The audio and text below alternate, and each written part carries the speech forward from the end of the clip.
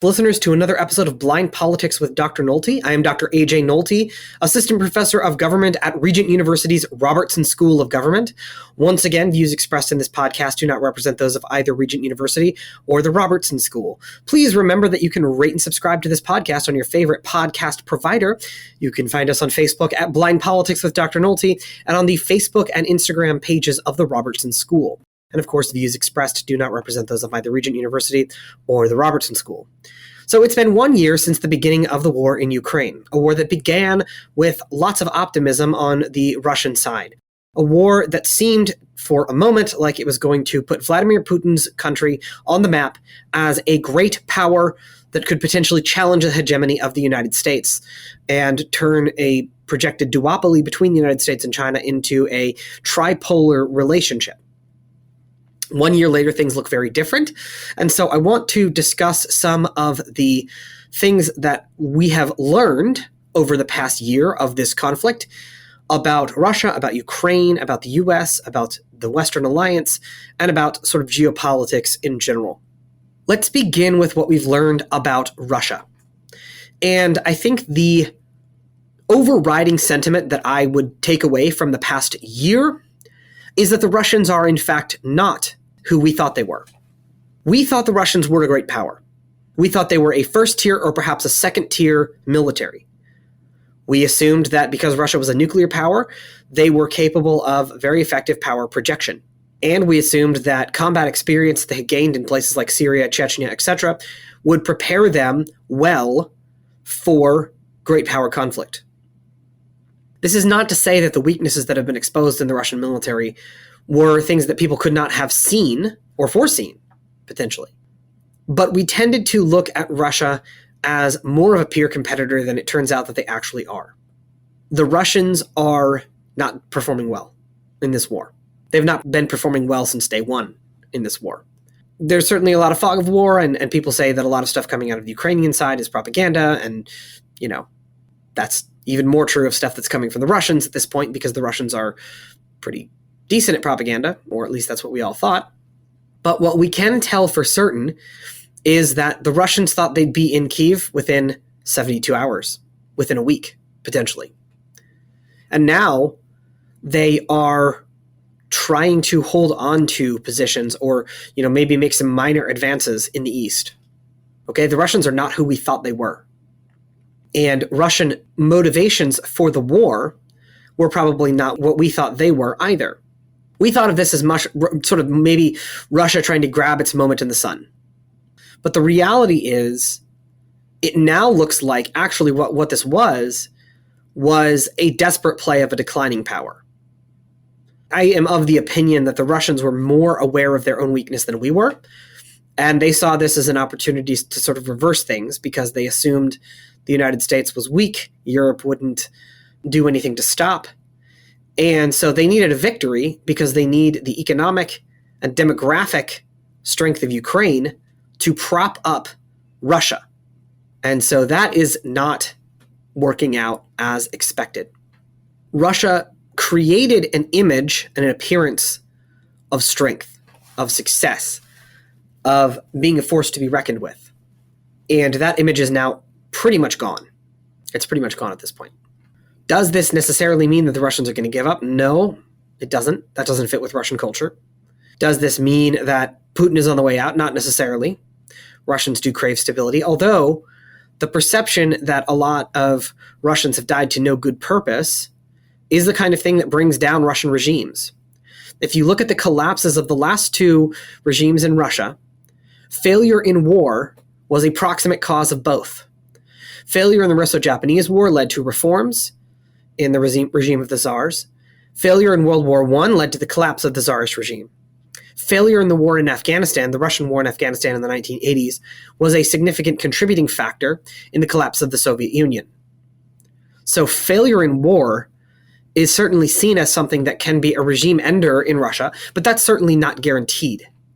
So Putin has now put himself in a very complicated position. And so how will he extricate himself? Does he even want to? Because it's very hard to see a situation where he can extricate himself and look like he's gotten a win and declare victory. Because he set the expectation so high. And so Putin is probably not looking for an off-ramp. Off-ramps don't tend to work out well for regimes in Russia. That is the history that we see with Tsar Nicholas II, Mikhail Gorbachev, and others. Putin is probably looking for a way where he can get to victory conditions.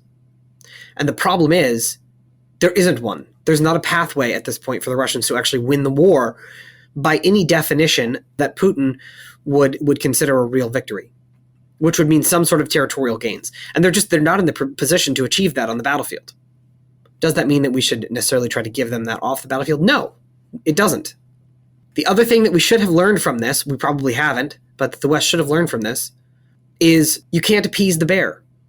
You cannot appease the bear. Every administration since the collapse of the Soviet Union has tried to appease the Russians. The Clinton administration tried to work with them. Bush looked into Putin's eyes and saw his soul. Obama offered him a reset button. Trump talked about what good friends they were when they met in a green room. And Biden actually softened many Trump-era policies and lifted Trump's opposition to the Nord Stream pipeline. Every single U.S. administration has come in with the idea that they were going to appease the bear, and the result of that has been an invasion of Crimea in 2014 and the invasion of Ukraine in 2022. Because if you give Putin an inch, he'll take a mile. So no, we should not give Putin an inch, because that will embolden him. That would allow him to claim victory and make him think that, he can still continue to undermine the West. Putin has put himself in a difficult position, and it is not the response nor the responsibility nor in the strategic interests of the United States or the West to get him out of it. That's Putin. That's what we've learned about the Russians. The other thing that hopefully we will have learned about the Russians is that the current state ideology of Russia is Russian greatness with religious characteristics. The orthodoxy, the idea of Holy Rus, has in some ways replaced late-stage Soviet communism as the ideology of the Russian state. But ultimately, what motivates Russian leadership is Russian greatness, Russian expansion, Russian power. And really, that motivation is what's behind the sort of ideological movements, and is justified in this particular case by the mobilization of religiosity, in this case Eastern Orthodoxy, for geopolitical purposes. That's what we have learned about Russia. What have we learned about Ukraine? Number one, we've learned that Ukrainian nationalism is a real thing. There was a lot of question about that before the war. Would the Ukrainians fight? Were the Ukrainians, a bunch of the Russian-speaking Ukrainians really pro-Putin and really just wanted to be part of Russia? Was Ukrainian nationalism sort of a Potemkin nationalism? I think we can answer that question definitely in the negative at this point. Ukrainian nationalism is going to have some sharp edges, particularly where Russia is concerned. And this ties into the issue of Ukraine saying that it will not recognize the Russian Orthodox Church in Ukraine, the USEU, as legitimate. Why? Because the Ukrainians view the Russian Orthodox Church as an extension of the Russian state. And there's really not a lot that we've seen from Patriarch Kirill that would dispel that notion. And in fact, that is consistent with Eastern Orthodox theology. Refer you back to the episode that we did with Archdeacon Job Serebroff on the concept of symphonia and the way that symphonia has sort of played itself out. And so that is something to keep in mind. We talk about religious freedom in the United States and around the world. But religious freedom, when we're talking about the Russian Orthodox Church in a majority Orthodox country like Ukraine, can become something of a sticky wicket when the Russian Orthodox Church is perceived as, or is acting as, an agent of the Russian state. And so the Ukrainian nationalists are going to say, no, this is something that runs counter to our national interest. Because, friends, that's what nationalists do. Nationalists judge religion based on whether it is for or against the interests of the state. Okay?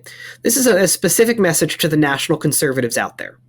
If you call yourself a national conservative and you are complaining about the Ukrainians and their policy toward the Russian Orthodox Church, then you don't understand national conservatism and you don't understand nationalism, and you don't know what you're talking about. Because that is exactly what a national conservative regime would do. It would get rid of any religious element that was seen as unpatriotic. That's how religious nationalism works. Every instance where you want to look at religious nationalism, where it's actually a real thing, right? Where it's not just a posture, where it's not just hipsters talking about how they're nationalists the same way that hipsters on the left talk about how they're socialist because it trolls their opposition. But like actually what nationalism does in practice, where it has religious dimensions, is it says this religion is in, this religion is out. This religion is consistent with our national character, this religion is not. And the ones that are not are going to be disfavored in various different ways. That is how religious nationalism works. That's a feature, not a bug.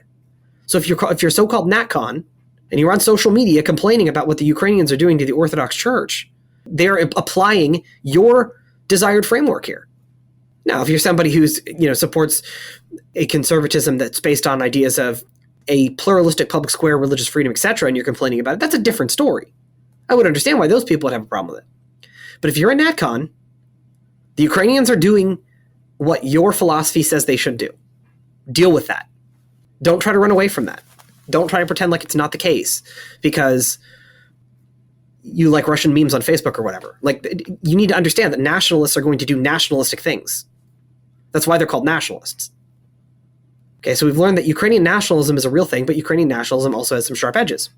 Is it a good thing or a bad thing that Ukrainian nationalism is a real thing? Well, depends. Depends on your perspective. Depends on your perspective on Ukraine.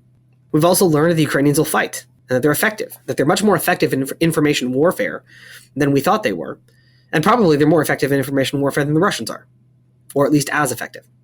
What have we learned about Europe? First of all, we've learned that the eastern flank and northern flank countries are taking this very seriously. Where there have been serious strategic recalibrations, it's been in Scandinavia and the Visegrad. Poland, the three Baltics, Estonia, Latvia, Lithuania, Sweden, Finland, those countries are taking this very seriously. Orban is a bit of a sticky wicket because he's got some dependence on Russian natural gas, and also he likes to be the bad boy of Europe, right? So he's kind of playing coy, but that's not surprising from Orban. But let's also keep in mind, this is the thing that's frustrating me in a lot of the framing, especially people on the right. Oh, this is woke Europe versus non-woke Europe. Do me a favor, go over to Poland and go tell the Poles how woke they are. That'll go really well for you. Go tell the Law and Justice Party how woke they are. That will work extraordinarily well for you. I'm sure they'll love it. They'll love being told how woke they are because they don't love the Russians. This has got nothing to do with wokeness. Wokeness is a narrative that Putin is mobilizing, which says interesting things about where he thinks the Russians can potentially gain inroads in terms of both the US and Europe, and that is intriguing. But that doesn't necessarily say anything about, the truth of what's happening, right? At the same time that Europe is saying, oh, we have to do all these things with Ukraine, and we have to help the Ukrainians and support the Ukrainians and support the countries that are on the front line, and oh, by the way, we're going to slap Poland on the wrist because they're not, approving of gay marriage and gender transitions. And the Poles are like, really? Honestly? This is what you're concerned about right at the moment? This happened a couple months into the war last year. That's not what's happening. But I do think what I just said about sort of the way the Europeans have responded to Poland does undermine the other thing that we've learned about Europe. And this isn't necessarily something new, but it's something that's been reinforced, which is that old Europe is pretty feckless, to be honest. I know some people have a soft spot for the Germans and the French and some of these other countries, but the Germans have made extravagant promises about how they're actually going to live up to their NATO commitments in terms of defense spending. And then that's not happening. The Germans have made a lot of promises about how they're going to wean themselves off their dependence on Putin's natural gas. That may or may not be happening. Old Europe is going to old Europe at this point, right? And if anybody's going to actually stand up and defend Europe, it's going to be the countries in Europe that the European elites aren't as fond of, right? It's going to be countries on the Visegrad end of things. It's going to be the Poles, right? It's going to be the other Eastern European countries that are a little bit more traditional. It's going to be the Baltic countries that are, much more free market oriented, and some of them are also quite traditional. The idea that there's going to be sort of a great power from Europe should be dead at this point. Because if the Germans can't mobilize themselves to actually rearm, recommit themselves to their military, and take drastic steps to be responsible for their own security after this, it's not going to happen. Now, I'm not entirely convinced that from the U.S. perspective, by the way, that that's a bad thing. Yes, I get the fact that we talk about, and there's legitimate element in saying that we need our European allies to do more, and we want them to do more, and we want them to provide for their own security more. But actually, though, do we? Is that something that we want? Given the rampant anti-Americanism in the elites in many old European countries, do we want them spending a bunch more money on their defense? Right? Do we want them to try to say, oh, we're going to do all this new stuff with expanding our military footprint, but oh, by the way, we're still going to have trade with China. We're still going to use Huawei for our telecom networks and so on and so forth. There are some concerns there. It's not a straightforward, yes, we definitely want Europe to be much more engaged in military affairs. I mean, these are things that we actually need to be thinking about. What are the second and third order consequences of that?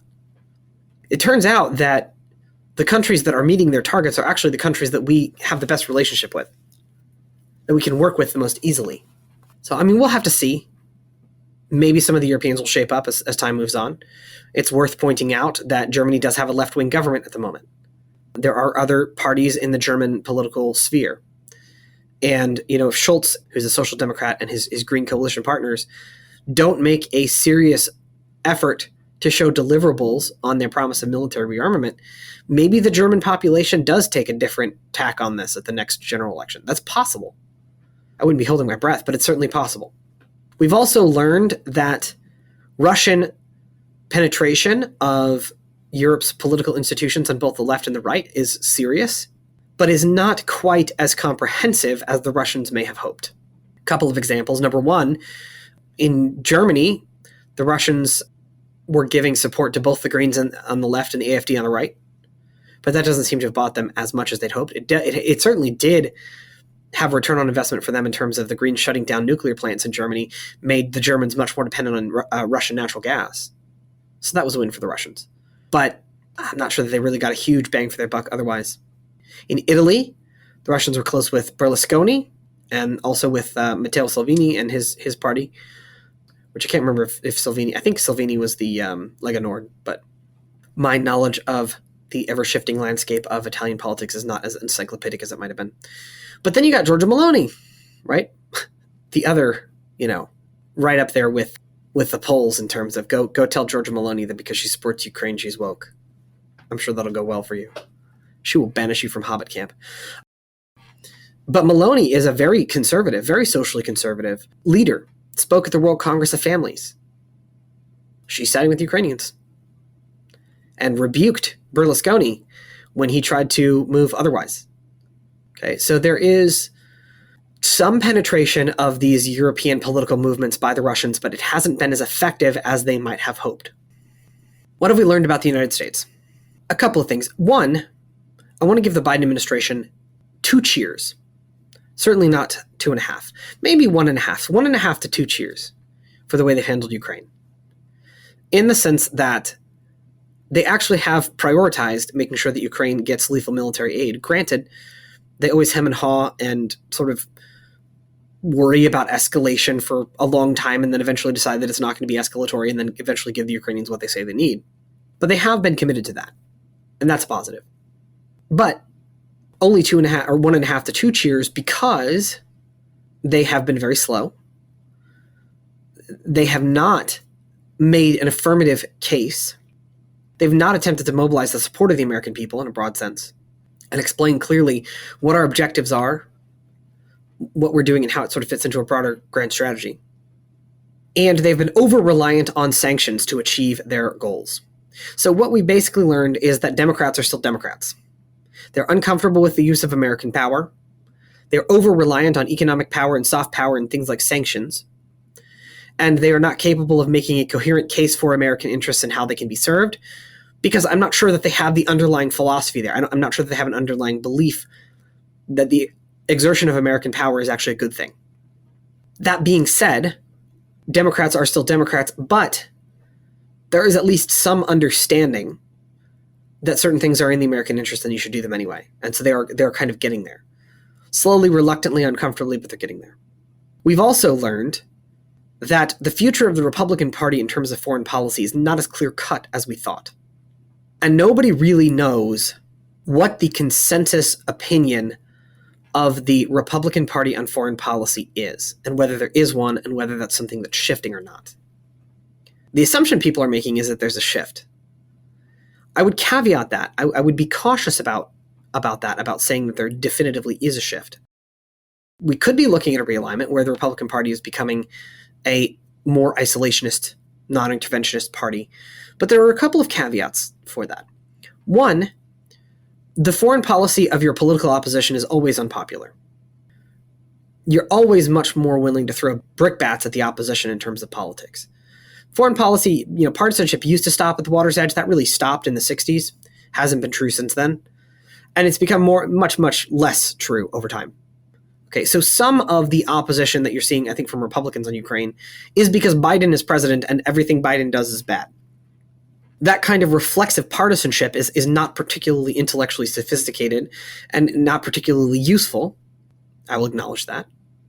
Nor was it particularly intellectually sophisticated or particularly useful when the Democrats did the exact same thing from 2016 to 2020, where it didn't matter whether Trump was doing something that was a complete contradiction of what he'd done the day before that they said was bad, but everything Trump did was bad. So that has intensified. And what we tend to see with partisanship is this sort of rampant escalation, where one side does something and then the other side escalates it to the next level. And so we shouldn't be surprised that Republicans are more in the everything Biden does is bad automatically framework. In some ways, they're escalating to where the Democrats were under Trump, and in some ways they may be escalating beyond that. But there certainly are voices in the Republican Party now that are openly courting this sort of non-interventionist approach and are openly trying to sort of advocate for a decrease in the use of American power abroad. And so there used to be a consensus that sort of Republicans were hawkish internationalists, in the sense that Americans believed in the preservation of American power as a guarantor of the rules-based international order, of global free trade, of global peace and security, but they believed in it in a way that was more muscular than Democrats. They were much more open to and comfortable with the idea that military force was part of that equation. So we used to be talking about kind of a difference of degree. Democrats thought you could do everything with, sanctions and lollipops, and Republicans thought you could use some smart bombs as well, right? Or some other forms of military power. And then there was a contingency within the Democratic Party that also just thought U.S. power abroad is bad. Now, the non-interventionist side on the Republican side, as it's emerging, is more complicated. There are a couple of different strands that are not necessarily mutually compatible. Some will say, we need to do less abroad because we need to focus that money here. That's a classic bipartisan non-interventionist instinct. Why are we spending all this money on foreign policy instead of spending it in the United States? There are counter-arguments to that. It's not as strong of a policy argument as it looks like on face value when you actually get into dollars and cents. Most people overestimate, for example, the foreign aid budget by a factor of 1,000 to 10,000. What I mean by that is most people think that the foreign aid budget is 5 to 10% of the U.S. budget, and it's actually 0.5%. So it's 1/2 of 1% is what we spend on foreign aid. Most voters, if you ask them, think it's closer to 5% or 10%. Okay, so because of that, there's an assumption that if we just took all that 5 or 10, if you were spending 5 to 10% of your budget on foreign aid, and you said we're going to reallocate that to domestic priorities, it might make a difference. If you can do that with 0.5% of the U.S. budget, it's a drop in the bucket. It would pay for Social Security for 20 minutes. Okay, don't quote me on that because that's an exaggeration for the purpose of making a point. But yeah, it's a drop in the bucket. Same goes for the Ukrainian. Well, if we just, instead of spending all this money on Ukraine, we should fix the border. You could maybe build a chunk of the border wall, a very small chunk of the border wall for the amount that we're spending on Ukraine. We're not spending a lot of money in terms of overall looking at the U.S. federal budget, looking at the U.S. defense budget, et cetera. It's not a ton of money. And oh, by the way, a lot of the money that we're spending is, I hate to say it, creating jobs in the United States because new weapons are being ordered, new ordnance needs to be ordered, et cetera, et cetera. A lot of that stuff is made here. So yeah, there's a misunderstanding there, but that's a common argument. That's not necessarily an America is bad argument. I would call that sort of pearls before swine non-interventionism. We shouldn't be casting our pearls before swine. We should be, keeping that money at home. But then there's also on the right a new non-interventionism that says, no, America's use of power is bad. And a lot of this tends to be social conservatives who are focusing on, well, America is, spreading LGBTQ plus ideology, trans ideology around the world. And this taints every aspect of American foreign policy. And, America's spreading abortion and all sorts of sort of liberal values. And this taints every aspect of American foreign policy. Now, I will say a couple of things about that. Number one, the fact that we're doing those things is dumb and counterproductive and doesn't serve the national interest, and we should stop.